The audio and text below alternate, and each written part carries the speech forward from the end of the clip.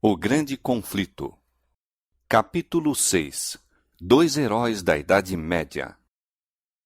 O Evangelho fora implantado na Boêmia já no século IX.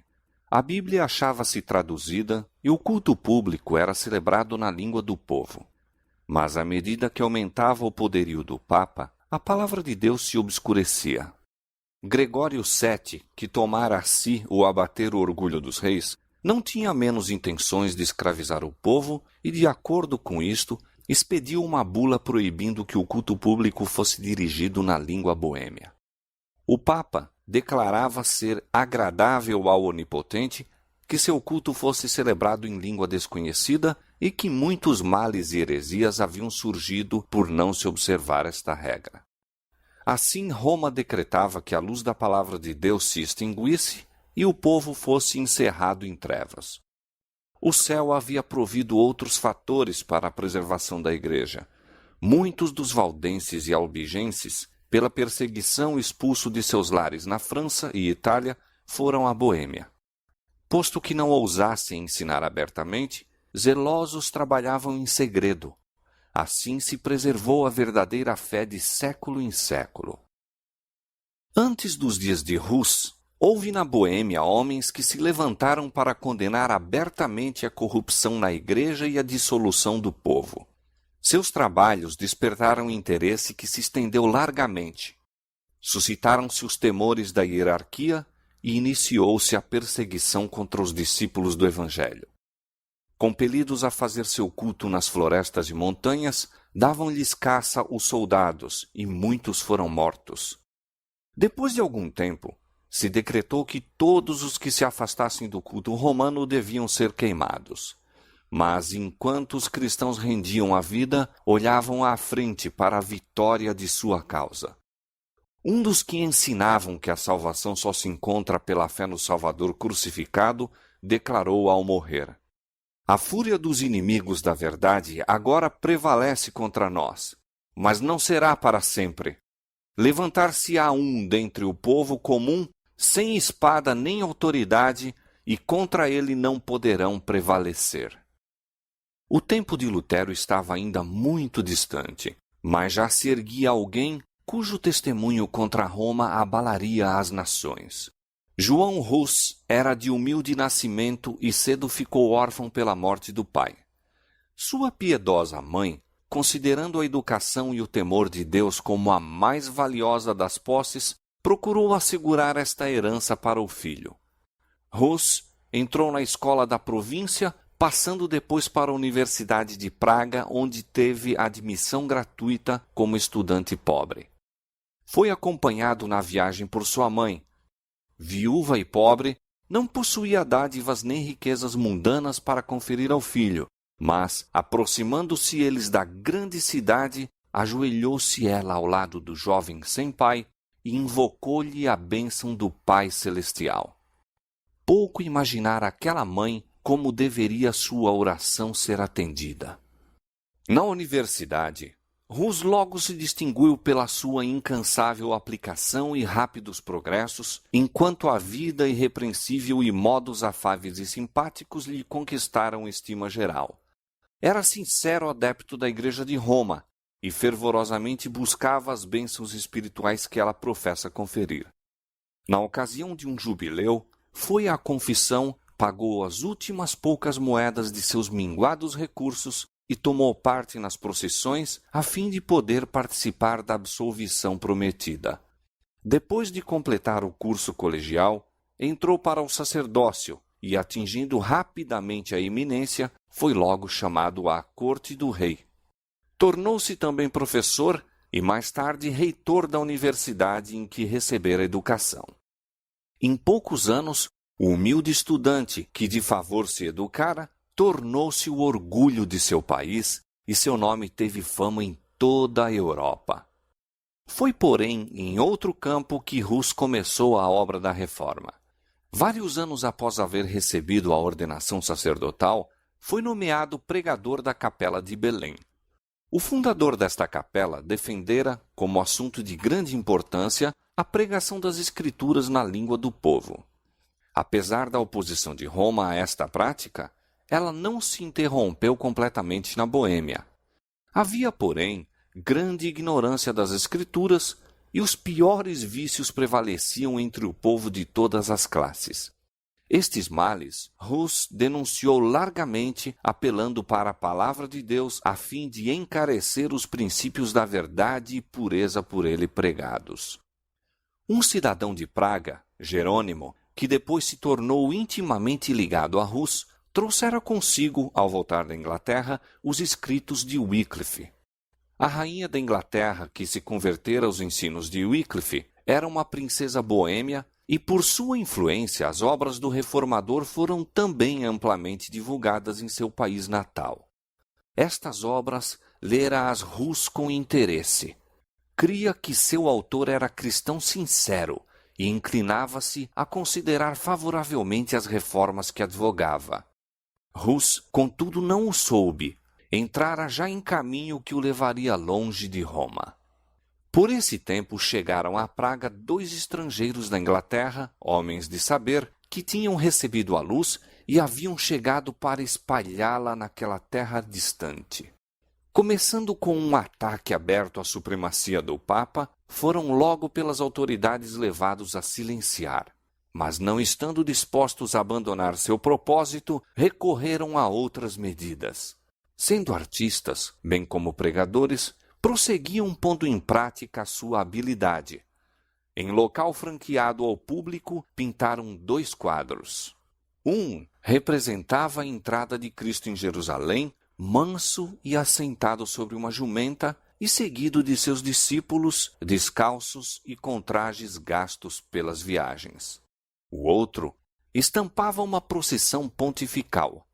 O Papa, adornado com ricas vestes e tríplice coroa, montando o cavalo magnificamente adornado, precedido de trombeteiros e seguido pelos cardeais e prelados em deslumbrante pompa.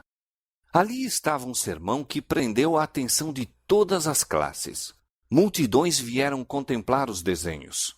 Ninguém deixara de compreender a moral e muitos ficaram profundamente impressionados pelo contraste entre a mansidão e humildade de Cristo, o Mestre, e o orgulho e a arrogância do Papa, seu servo professo. Houve grande comoção em Praga, e os estrangeiros, depois de algum tempo, acharam necessário partir para sua própria segurança. Mas a lição que haviam ensinado não ficou esquecida. Os quadros causaram profunda impressão no espírito de Hus, levando-o a um estudo mais acurado da Bíblia e dos escritos de Wycliffe. Embora ainda não estivesse preparado para aceitar todas as reformas defendidas por Wycliffe, via mais claramente o verdadeiro caráter do papado e com maior zelo denunciava o orgulho, a ambição e corrupção da hierarquia. Da Boêmia, a luz estendeu-se à Alemanha, pois perturbações havidas na Universidade de Praga determinaram a retirada de centenas de estudantes alemães. Muitos deles tinham recebido de Hus seu primeiro conhecimento da Escritura Sagrada e, ao voltarem, espalharam o Evangelho em sua pátria. Notícias da obra em Praga foram levadas a Roma e Hus foi logo chamado a comparecer perante o Papa. Obedecer seria expor-se à morte certa.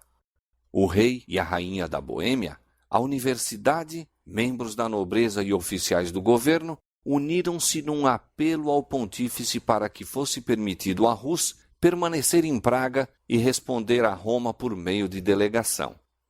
Em vez de atender a este pedido, o Papa procedeu ao processo e condenação de Hus, declarando então achar-se interditada a cidade de Praga. Naquela época, esta sentença, quando quer que fosse pronunciada, despertava geral alarma. As cerimônias que a acompanhavam eram de modo a encher de terror o povo que considerava o Papa como representante do próprio Deus, tendo as chaves do céu e do inferno e possuindo poder para invocar juízos temporais bem como espirituais. Acreditava-se que as portas do céu se fechavam contra a região atingida pelo interdito, que até que o Papa fosse servido remover a excomunhão, os mortos eram excluídos das moradas da bem-aventurança. Como sinal desta terrível calamidade, suspendiam-se todos os cultos. As igrejas foram fechadas. Celebravam-se os casamentos no pátio da igreja. Os mortos, negando-se-lhes sepultamento em terreno consagrado, eram, sem os ritos fúnebres, colocados em fossos ou no campo. Assim, por meio de medidas que apelavam para a imaginação, Roma buscava dirigir a consciência dos homens. A cidade de Praga encheu-se de tumulto. Uma classe numerosa denunciou Rus como a causa de todas as suas calamidades e rogaram fosse ele entregue à vingança de Roma. Para acalmar a tempestade, o reformador retirou-se por algum tempo à sua aldeia natal.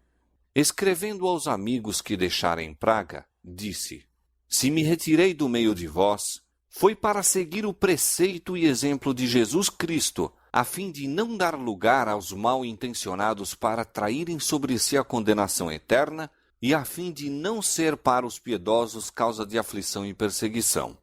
Retirei-me também pelo receio de que os sacerdotes ímpios pudessem continuar por mais tempo a proibir a pregação da palavra de Deus entre vós, mas não vos deixei para negar a verdade divina, pela qual, com o auxílio de Deus, estou disposto a morrer. Rus não cessou seus labores, mas viajou pelo território circunjacente, pregando às ávidas multidões. Destarte, as medidas a que o Papa recorrera a fim de suprimir o Evangelho estavam fazendo com que este mais largamente se estendesse. Nada podemos contra a verdade, senão pela verdade. O espírito de Rus, nessa fase de sua carreira, parece ter sido cenário de doloroso conflito. Embora a igreja estivesse procurando fulminá-lo com seus raios, não havia ele negado a autoridade dela.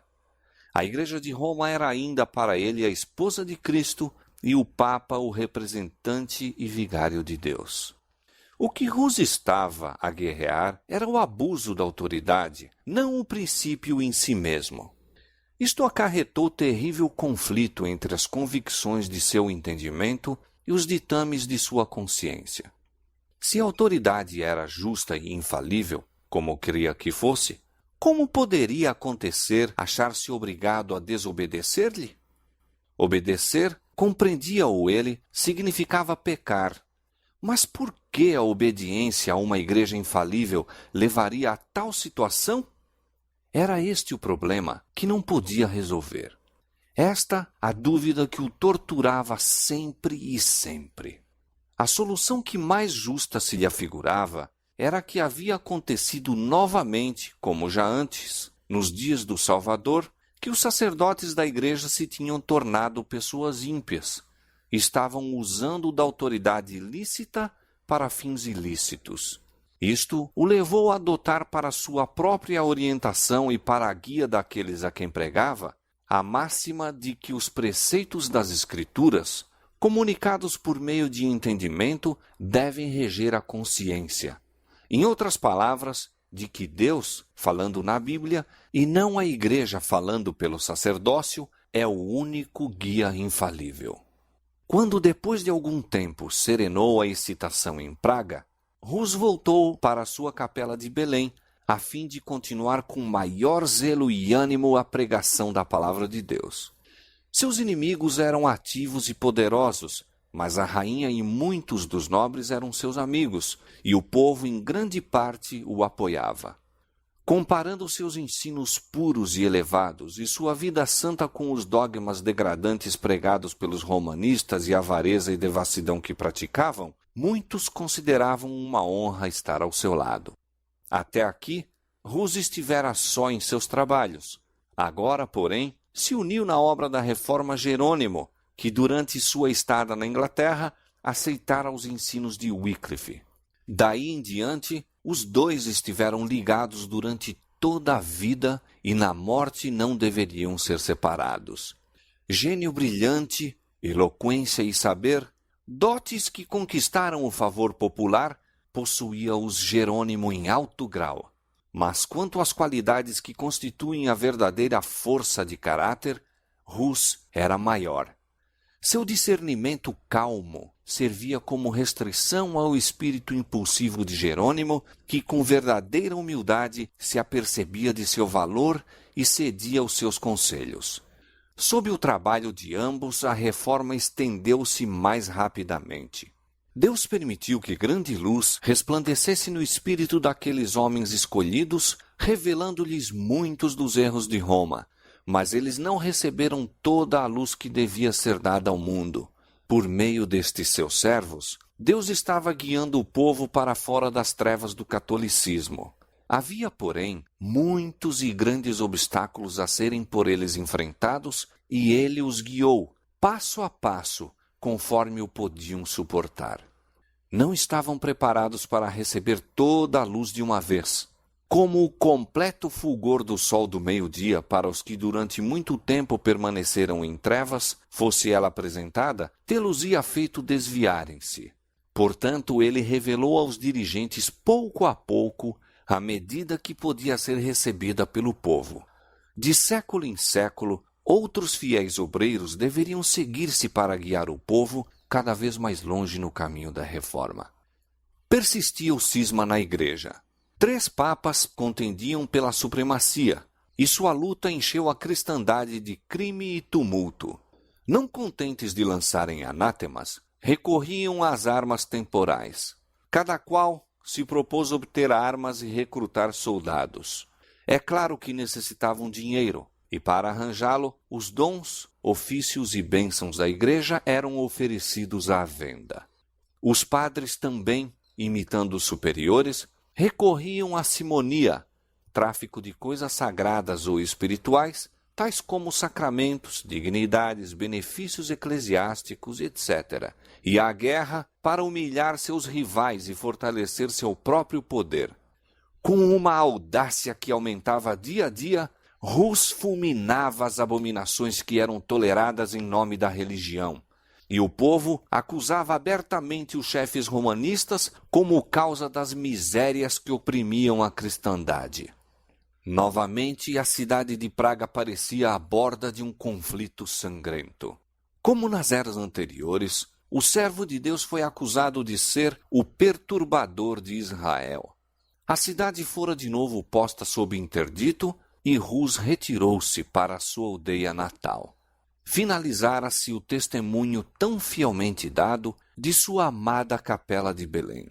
Deveria falar de um cenário mais amplo, a cristandade toda, antes de depor a vida como testemunha da verdade. Para sanar os males que estavam perturbando a Europa, convocou-se um concílio geral a reunir-se em Constança. Esse concílio fora convocado a pedido do imperador Sigismundo por um dos 3 papas rivais, João XXIII. A convocação de um concílio longe esteve de ser bem recebida pelo Papa João, cujo caráter e política mal poderiam suportar exame, mesmo por prelados tão frouxos na moral como eram os eclesiásticos daqueles tempos. Não ousou, contudo, opor-se à vontade de Sigismundo. O principal objetivo a ser cumprido pelo concílio era apaziguar o cisma da igreja e desarraigar a heresia.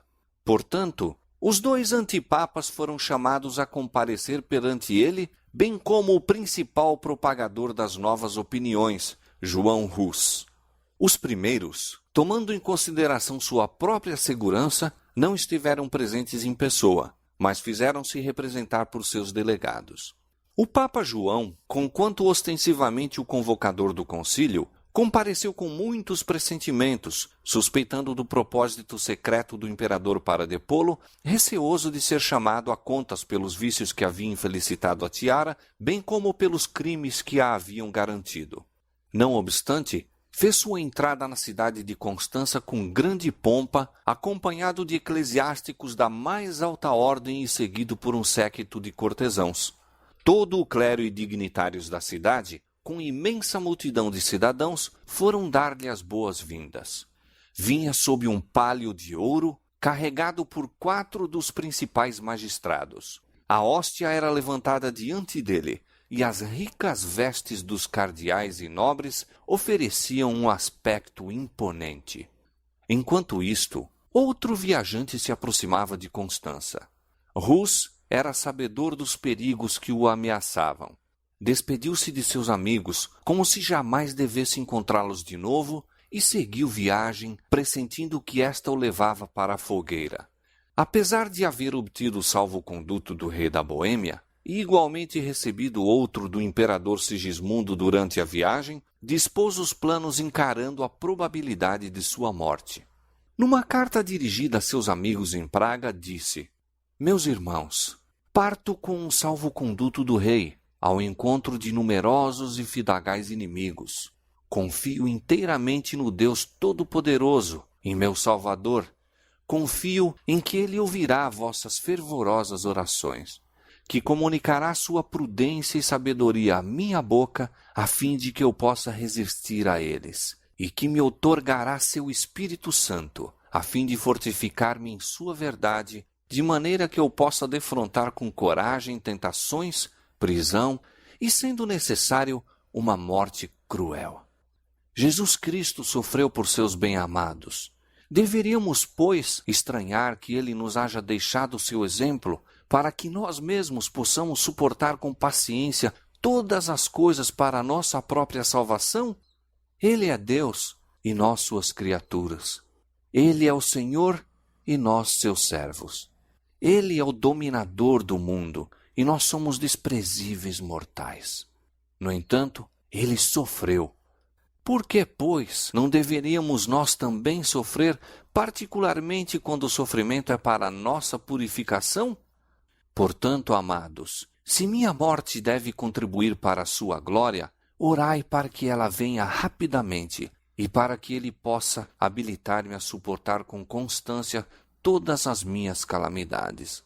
Mas se for melhor que eu volte para o meio de vós, oremos a Deus, para que o possa fazer sem mancha, isto é, para que eu não suprima um tio da verdade do Evangelho, a fim de deixar a meus irmãos um excelente exemplo a seguir. Provavelmente, pois, nunca mais contemplareis meu rosto em Praga. Mas se a vontade do Deus Todo-Poderoso dignar-se de restituir-me a vós, avancemos então, com o coração mais firme no conhecimento e no amor de sua lei. Em outra carta a um padre que se tornara discípulo do Evangelho, Hus falava com profunda humildade de seus próprios erros, acusando-se de ter sentido prazer em usar ricas decorações e haver gasto horas em ocupações frívolas. Acrescentou então estes tocantes conselhos: que a glória de Deus e a salvação das almas ocupem tua mente, e não a posse de benefícios e bens. Acautela-te de adornar tua casa mais do que tua alma, e, acima de tudo, dá teu cuidado ao edifício espiritual. Sê piedoso e humilde para com os pobres, e não consumas teus haveres em festas. Se não corrigires tua vida e te refreares das superfluidades, temo que sejas severamente castigado, como eu próprio o sou. Conheces minha doutrina, pois recebeste minhas instruções desde tua meninice. É-me, portanto, desnecessário escrever-te mais a respeito, mas conjuro-te, pela misericórdia de nosso Senhor, a não me imitares em nenhuma das vaidades em que me viste cair. No invólucro da carta acrescentou: conjuro-te, meu amigo, a não abrires esta carta antes que tenhas a certeza de que estou morto. Em sua viagem, Hus por toda parte observou indícios da disseminação de suas doutrinas e o favor com que era considerada sua causa.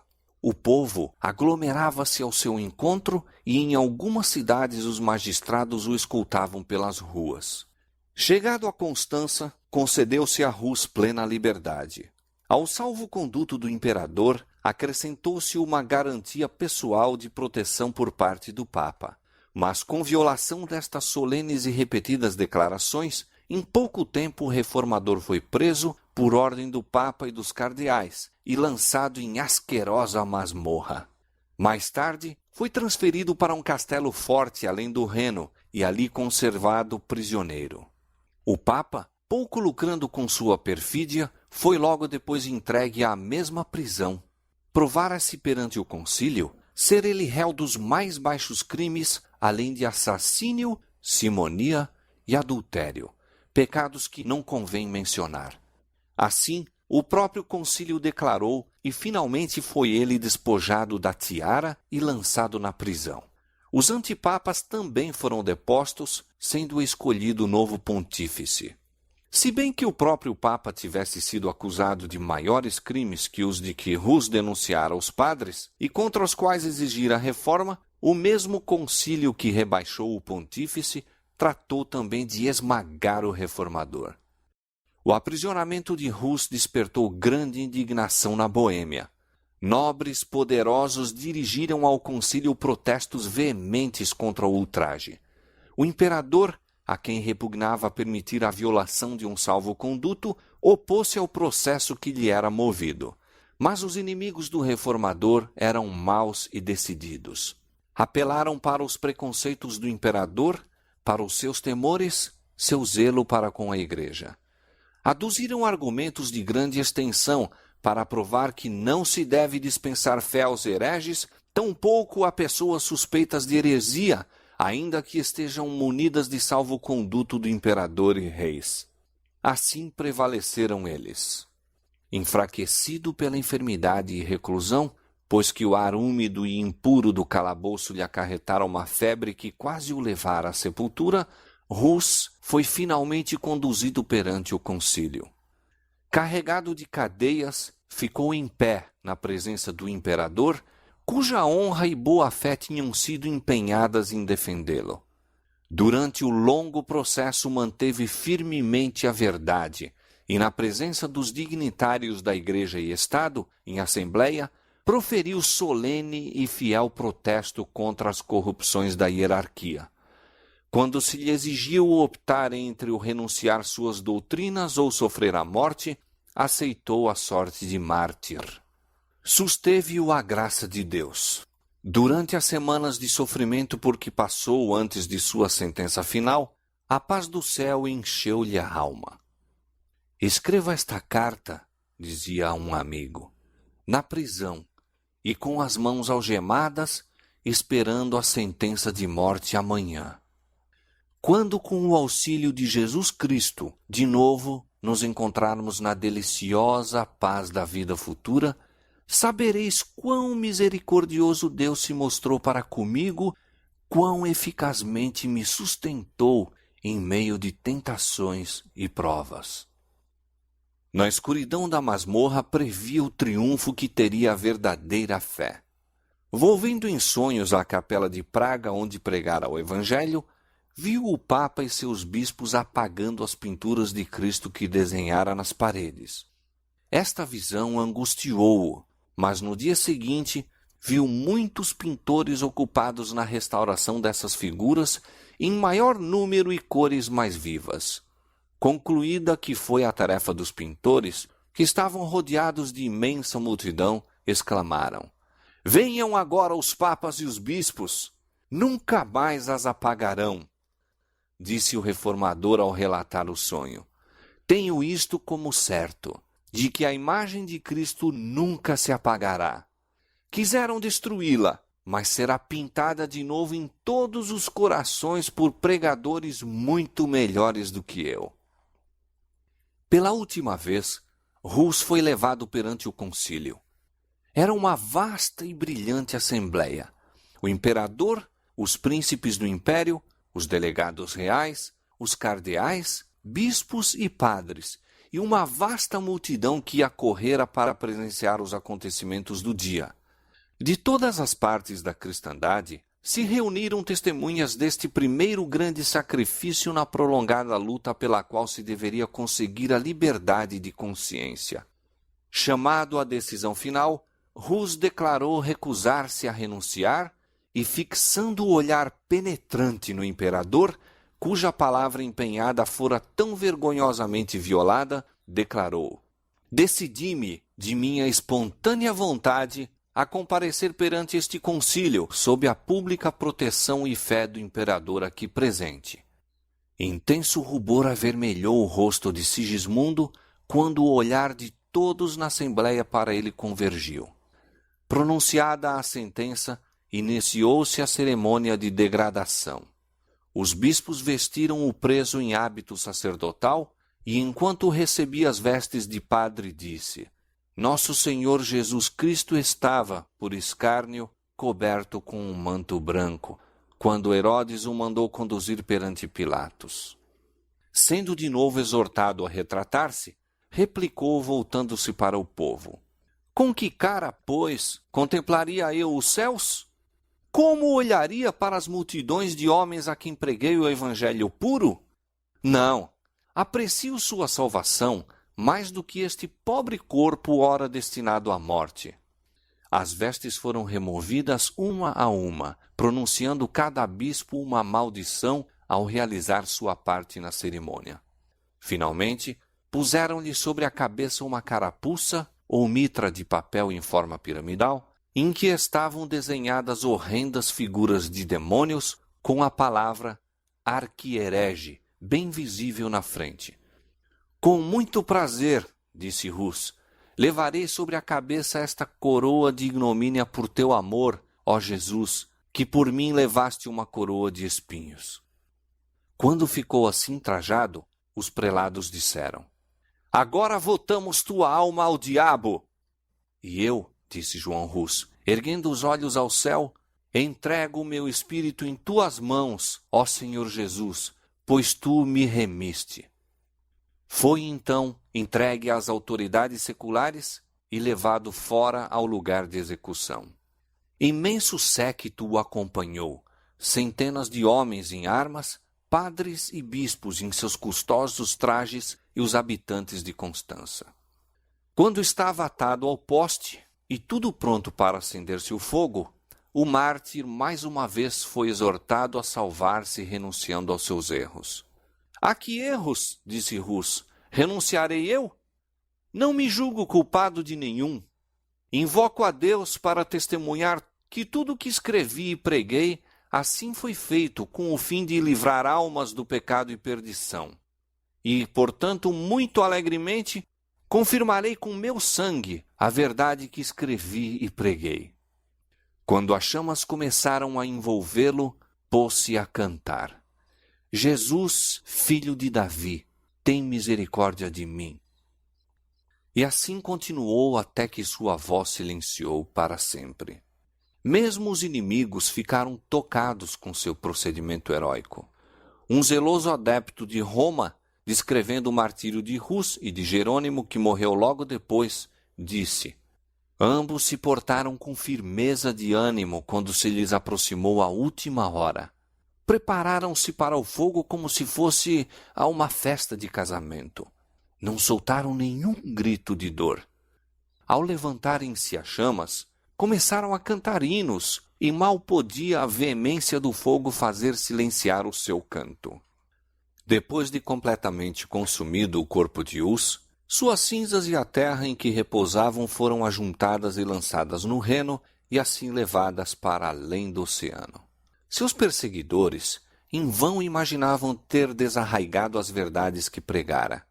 Dificilmente se dariam conta de que as cinzas naquele dia, levadas para o mar, deveriam ser qual semente espalhada em todos os países da terra, de que em terras ainda desconhecidas produziriam fruto abundante em testemunho da verdade. A voz que falara no recinto do concílio em Constança despertara ecos que seriam ouvidos através de todas as eras vindouras. Rus já não mais existia, mas as verdades por que morrera não pereceriam jamais. Seu exemplo de fé e constância animaria multidões a permanecerem firmes pela verdade em face da tortura e da morte. Sua execução patenteou ao mundo inteiro a pérfida crueldade de Roma. Os inimigos da verdade, posto não o soubessem, haviam estado a adiantar a causa que eles em vão procuraram destruir. Contudo, outra fogueira deveria acender-se em Constança. O sangue de mais uma testemunha deveria testificar da verdade.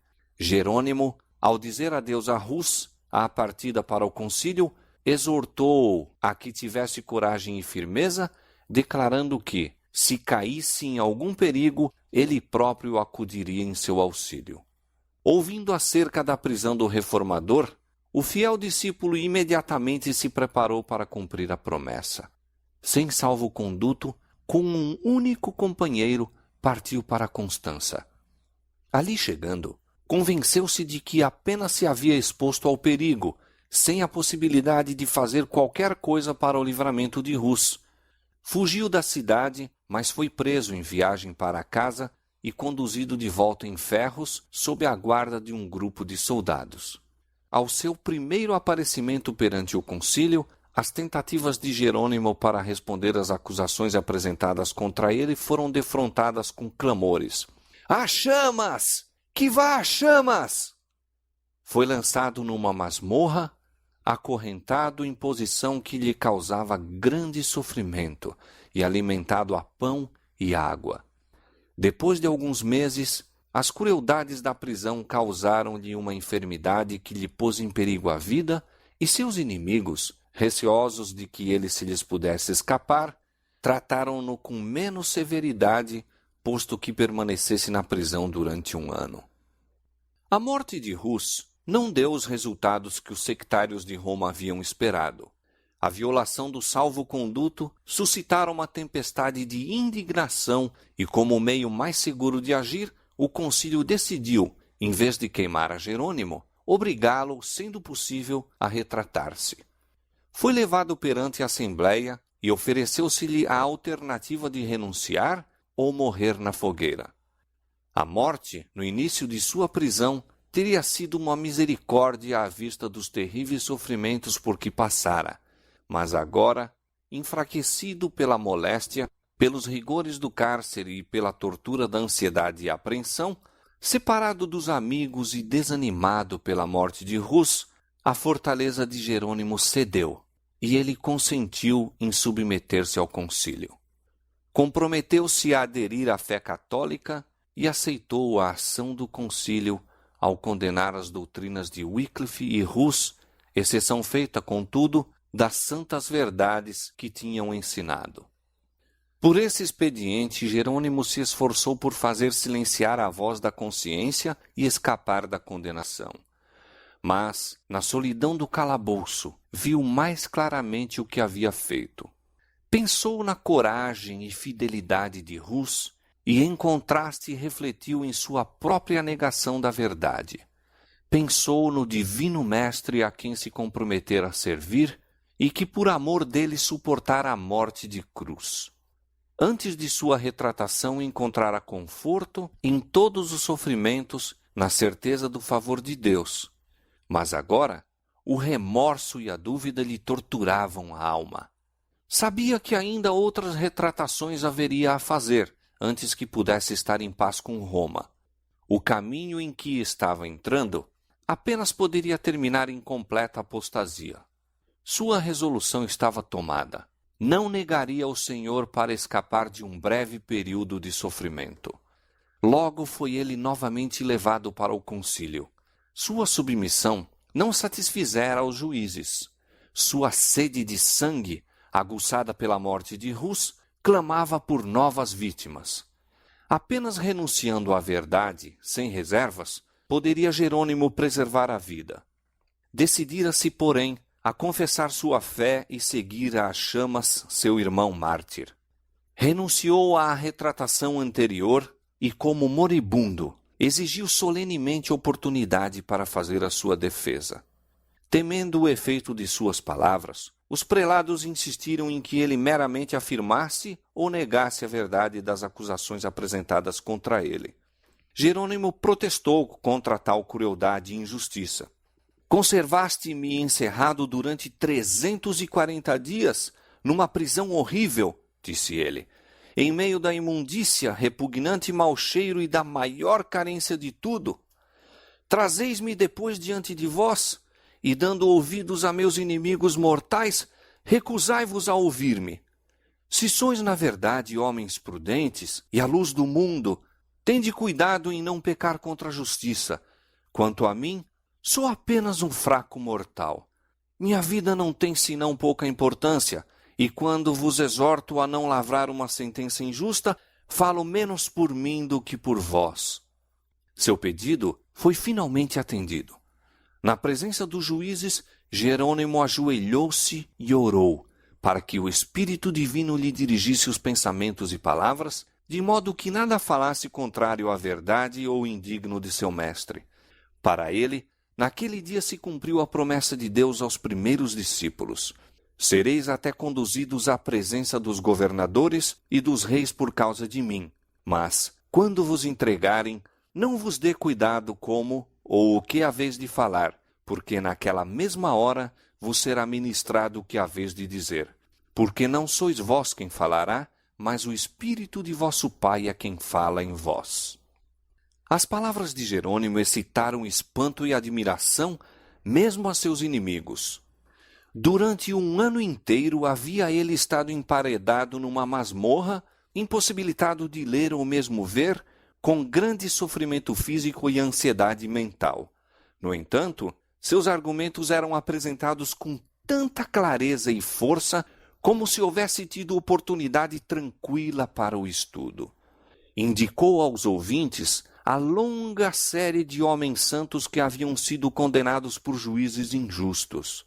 Em quase cada geração, houve os que, enquanto procuravam enobrecer o povo de seu tempo, foram censurados e rejeitados, mas que em tempos posteriores mostraram ser dignos de honra.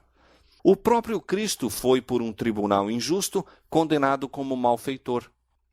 Em sua retratação, Jerônimo consentira na justiça da sentença que condenara Hus. Declarou ele agora o seu arrependimento e deu testemunho da inocência e santidade do mártir. Conheci-o desde a meninice, disse ele. Foi um ótimo homem, justo e santo. Foi condenado, apesar de sua inocência. Eu também estou pronto para morrer. Não recuarei diante dos tormentos que estão preparados para mim por meus inimigos e falsas testemunhas, que um dia terão de prestar contas de suas imposturas perante o grande Deus, a quem nada pode enganar. Reprovando-se a si mesmo por sua negação da verdade, Jerônimo continuou: de todos os pecados que tenho cometido desde a minha juventude, nenhum pesa tão gravemente em meu espírito e me causa tão pungente remorso como aquele que cometi neste lugar fatídico, quando aprovei a iníqua sentença dada contra Wycliffe e contra o santo mártir João Hus, meu mestre e amigo. Sim, confesso-o de coração e declaro com horror que desgraçadamente fraquejei quando, por medo da morte, condenei suas doutrinas. Portanto, suplico a Deus Todo-Poderoso se digne de perdoar meus pecados e, em particular, este, o mais hediondo de todos. Apontando para os juízes, disse com firmeza: condenastes Wycliffe e João Hus, não por terem abalado a doutrina da Igreja, mas simplesmente porque estigmatizaram com a reprovação os escândalos do clero, a pompa, o orgulho e todos os vícios dos prelados e padres. As coisas que eles afirmaram e que são irrefutáveis, eu também as entendo e declaro como eles. Suas palavras foram interrompidas. Os prelados, trêmulos de cólera, exclamaram: que necessidade há de mais prova? Contemplamos com nossos próprios olhos o mais obstinado dos hereges. Sem se abalar com a tempestade, Jerônimo exclamou: ora, supondes que receio morrer? Conservaste-me durante um ano inteiro em terrível masmorra, mais horrenda que a própria morte. Trataste-me mais cruelmente do que a um turco, judeu ou pagão, e minha carne em vida literalmente apodreceu sobre os ossos, e contudo não me queixo, pois a lamentação não vai bem a um homem de coração e espírito. Mas não posso senão exprimir meu espanto com tão grande barbaridade para com um cristão. De novo irrompeu-se a tempestade de cólera e Jerônimo foi levado precipitadamente à prisão. Havia, contudo, na Assembleia, alguns nos quais suas palavras produziram profunda impressão e que desejavam salvar-lhe a vida. Foi visitado por dignitários da Igreja e instado a submeter-se ao concílio. As mais brilhantes perspectivas lhe foram apresentadas como recompensa de renunciar à sua oposição a Roma. Mas, semelhante a seu mestre, quando se lhe ofereceu a glória do mundo, Jerônimo permaneceu firme. Provai-me pelas sagradas escrituras que estou em erro, disse ele, e o renunciarei. As sagradas escrituras, exclamou um de seus tentadores. Então, tudo deve ser julgado por elas?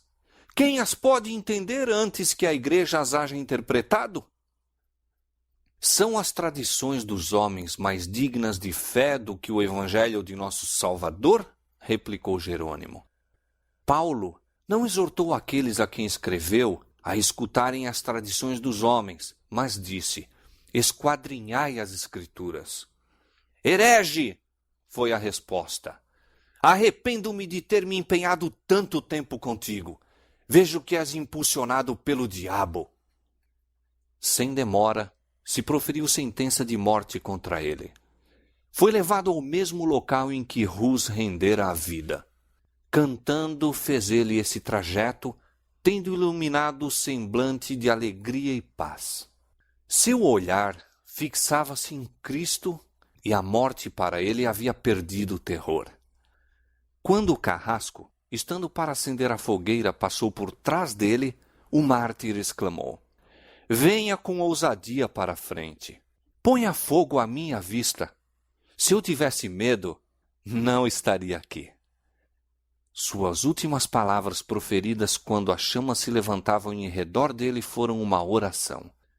Senhor, Pai Todo-Poderoso, exclamou, tem piedade de mim e perdoa meus pecados, pois sabes que sempre amei tua verdade. Sua voz cessou, mas os lábios continuaram a mover-se em oração. Tendo o fogo efetuado a sua obra, as cinzas do mártir, com a terra sobre a qual repousavam, foram reunidas e, como as de Rus, lançadas no Reno. Assim pereceram os fiéis porta-luzes de Deus. Mas a luz das verdades que proclamaram, luz de seu exemplo heróico, não se havia de extinguir. Tanto poderiam os homens tentar desviar o sol de seu curso, como impedir o raiar daquele dia que mesmo então despontava sobre o mundo. A execução de Rus acendera uma chama de indignação e horror na Boêmia. A nação inteira compreendia haver ele tombado vítima da perfídia dos padres e traição do imperador. Declarou-se ter sido ele um fiel ensinador da verdade, e o concílio que decretou sua morte foi acusado de crime de assassínio. Suas doutrinas atraíam agora maior atenção do que nunca. Pelos editos papais, os escritos de Wycliffe tinham sido condenados às chamas. Aqueles, porém, que haviam escapado da destruição, foram agora tirados dos esconderijos e estudados em conexão com a Bíblia, ou partes dela que o povo podia adquirir, e muitos assim foram levados a aceitar a fé reformada. Os assassinos de Rus não permaneceram silenciosos a testemunhar o triunfo que alcançava a causa do reformador. O Papa e o Imperador uniram-se para aniquilar o movimento e os exércitos de Sigismundo foram lançados contra a Boêmia. Surgiu, porém, um libertador. Zisca, que logo depois do início da guerra ficou completamente cego e que, no entanto, era um dos mais hábeis generais de seu tempo, foi o chefe dos boêmios.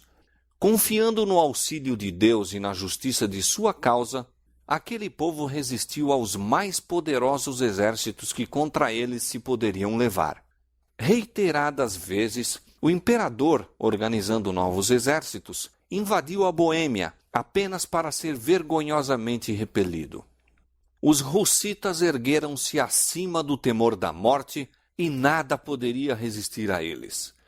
Poucos anos depois do início da guerra, o bravo Zisca morreu, mas seu lugar foi preenchido por Procópio, que era um general igualmente bravo e hábil e, em alguns sentidos, dirigente mais destro. Os inimigos dos boêmios, sabendo que morrera o guerreiro cego, conjeturaram ser favorável a oportunidade para recuperar tudo o que haviam perdido. O Papa proclama, então, uma cruzada contra os russitas, e novamente uma imensa força se precipitou sobre a Boêmia, mas apenas para sofrer terrível desbarato. segue-se outra cruzada. Em todos os países papais da Europa, reuniram-se homens, dinheiro e munições de guerra. Congregavam-se multidões sob o estandarte papal, seguras de que afinal se poria termo aos hereges hussitas. Confiante na vitória, a numerosa força entrou na Boêmia. O povo arregimentou-se para repeli-la. Os dois exércitos se aproximaram um do outro até que apenas um rio se lhes interpunha. Os cruzados constituíam força grandemente superior, mas em vez de se arremessarem através da torrente e travar batalha com os hussitas a quem de longe haviam vindo a combater, ficaram a olhar em silêncio para aqueles guerreiros. Então, subitamente, misterioso terror caiu sobre os soldados. Sem desferir um golpe, aquela poderosa força debandou e espalhou-se, como se fosse dispersa por um poder invisível. Muitos foram mortos pelo exército hussita, que perseguiu os fugitivos, e imenso despojo caiu nas mãos dos vitoriosos, de maneira que a guerra, em vez de empobrecer os boêmios, os enriqueceu. Poucos anos mais tarde, sob um novo papa, promoveu-se ainda outra cruzada. Como antes, homens e meios foram trazidos de todos os países papais da Europa.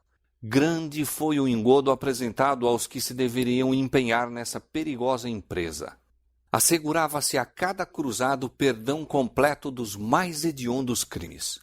A todos os que morressem na guerra era prometida preciosa recompensa do céu, e os que sobrevivessem haveriam de colher honras e riquezas no campo de batalha.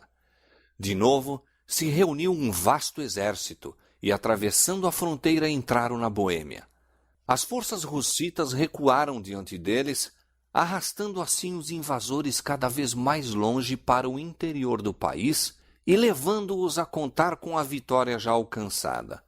Finalmente o exército de Procópio fez alto e, voltando-se para o inimigo, avançou para lhe dar batalha. Os cruzados, descobrindo então o seu erro, ficaram no acampamento esperando o assalto. Quando se ouviu o ruído da força que se aproximava, mesmo antes que os hussitas estivessem à vista, um pânico de novo caiu sobre os cruzados. Príncipes, generais e soldados rasos, arrojando as armaduras, fugiram em todas as direções. Em vão o núncio papal, que era o dirigente da invasão, se esforçou para reunir suas forças possuídas de terror e já desorganizadas. Apesar de seus enormes esforços, ele próprio foi levado na onda dos fugitivos. A derrota foi mais completa e novamente um imenso despojo caiu nas mãos dos vitoriosos. Assim, pela segunda vez, vasto exército, enviado pelas mais poderosas nações da Europa, uma hoste de homens bravos e aguerridos, treinados e equipados para a batalha, fugiu, sem dar um golpe, de diante dos defensores de uma nação pequena e até ali fraca. Havia nisso uma manifestação do poder divino. Os invasores foram tomados de pavor sobrenatural. Aquele que derrotou os exércitos de Faraó no Mar Vermelho, que pôs em fuga os exércitos de Midian diante de Gideão e seus 300, que numa noite derribou as forças do orgulhoso assírio, de novo estendera a mão para debilitar o poder do opressor. Eis que se acharam em grande temor, onde temor não havia, porque Deus espalhou os ossos daquele que te cercava. Tu os confundiste, porque Deus os rejeitou. Os líderes papais, perdendo a esperança de vencer pela força, recorreram finalmente à diplomacia. Adotou-se um compromisso mútuo, que, se bem que pretendesse conceder liberdade de consciência aos boêmios, realmente traindo-os, entregava-os ao poder de Roma. Os boêmios tinham especificado 4 pontos como condições de paz com Roma: pregação livre da Bíblia, o direito da igreja toda, tanto ao pão como ao vinho na comunhão e o uso da língua materna no culto divino, a exclusão do clero de todos os ofícios e autoridades seculares, e, nos casos de crime, a jurisdição das cortes civis tanto para o clero como para os leigos. As autoridades papais finalmente concordaram em que os 4 artigos dos hussitas deveriam ser aceitos, mas que o direito de os explicar, isto é, de determinar sua significação exata, deveria pertencer ao concílio, ou, em outras palavras, ao Papa e ao Imperador. Nesta base, fez-se um tratado e Roma ganhou, pela dissimulação e fraude, o que não tinha conseguido pelo conflito. Pois, dando sua própria interpretação aos artigos hussitas, como a Escritura Sagrada, ela poderia perverter-lhes o sentido de modo a convir a seus propósitos. Uma classe numerosa na Boêmia, vendo que isto traía sua liberdade, não se conformou com o tratado. Surgiram dissensões e divisões que levaram a contenda e derramamento de sangue entre eles mesmos. Nesta luta, o nobre Procópio sucumbiu e pereceu a liberdade da Boêmia. Sigismundo, traidor de Rus e Jerônimo, tornou-se agora rei da Boêmia e, sem consideração para com o seu juramento de apoiar os direitos dos boêmios, prosseguiu com o estabelecimento do papado. Ele, porém, pouco ganhara com sua subserviência a Roma. Durante 20 anos, sua vida estivera repleta de trabalhos e perigos. Seus exércitos tinham sido arruinados e esgotados os seus tesouros por uma longa e infrutífera luta, e agora, depois de reinar 1 ano, morreu, deixando seu reino às bordas da guerra civil e legando à posteridade um nome estigmatizado com a infâmia. Seguiram-se tumultos, contendas e carnificina. Exércitos estrangeiros invadiram de novo a Boêmia, e dissensões internas continuaram a perturbar a nação. Aqueles que permaneceram fiéis ao Evangelho foram sujeitos a uma perseguição sanguinolenta. Como seus irmãos de outrora, entrando em pacto com Roma, houvessem aceito seus erros, os que permaneciam na antiga fé formaram-se em igreja distinta, tomando o nome de Irmãos Unidos. Este ato acarretou sobre eles as maldições de todas as classes. Contudo, sua firmeza era inabalável. Obrigados a buscar refúgio nos bosques e cavernas, congregavam-se ainda para ler a palavra de Deus e unir-se em seu culto. Por meio de mensageiros enviados secretamente a diversos países, souberam que aqui e acolá havia os que isoladamente confessavam a verdade, alguns numa cidade, outros noutra, como eles próprios, objeto de perseguição, e que entre as montanhas dos Alpes havia uma antiga igreja apoiada no fundamento das Escrituras e protestando contra as corrupções idolátricas de Roma. Esta informação foi recebida com grande alegria e iniciou-se correspondência com os cristãos valdenses. Firmes no Evangelho, os boêmios esperaram através da noite de sua perseguição, ainda volvendo os olhos para o horizonte, na hora mais tenebrosa, semelhantes aos homens que esperam amanhã. Sua sorte fora lançada em dias maus, mas lembravam-se das palavras primeiramente proferidas por Rus e repetidas por Jerônimo, de que um século deveria passar antes que raiasse o dia. Estas foram para os taboritas, ou seja, hussitas, o que para as tribos na casa da servidão foram as palavras de José. Eu morro, mas Deus certamente vos visitará e vos fará subir desta terra. O período final do século XV testemunhou o aumento vagaroso, mas certo, das igrejas dos irmãos. Se bem que, longe de não serem incomodados, gozavam de relativo descanso. No princípio do século XVI, suas igrejas eram em número de 200 na Boêmia e na Morávia.